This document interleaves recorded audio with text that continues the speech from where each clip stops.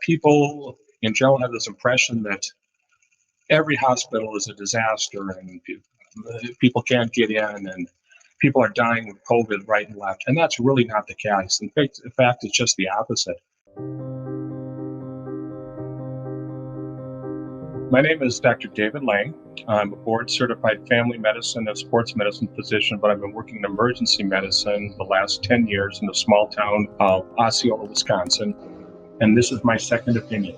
One interesting story that I would like to share with you today. My son, I sent him to put his bicycle in to get repaired. He needed to get tuned up, and I went to pick it up today, and there was a 20-year-old kid, some 20-something-year-old kid checking me out, typical kid who works in a bike shop, and we were just chatting, and he said, what are you going to do today? And I said, well, I just got home, I'm kind of tired. He goes, what do you do? And I said, I'm an emergency medicine physician. He goes, wow, that must be really exciting. You must be really busy seeing all that, COVID stuff. And I said, really?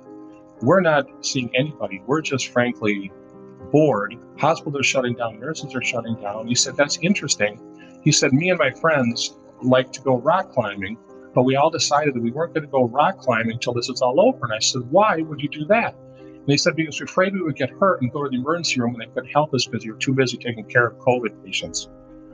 So this is the kind of misperception that's perpetuated by the media that we need to combat. The whole goal of this shutdown was to so-called flatten the curve, which was to prevent the hospitals from being overwhelmed. And that was a noble thing to do in the beginning because we didn't really know what was coming, what was going to happen. But it wasn't to shut the hospitals down until this went away, because who knows when that's going to happen.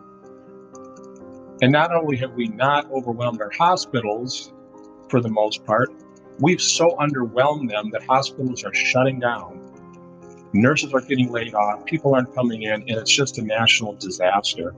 And nobody wants to talk about that. And so I'm glad physicians like that you're in contact with are doing their part to combat that, and I'm happy to do my part.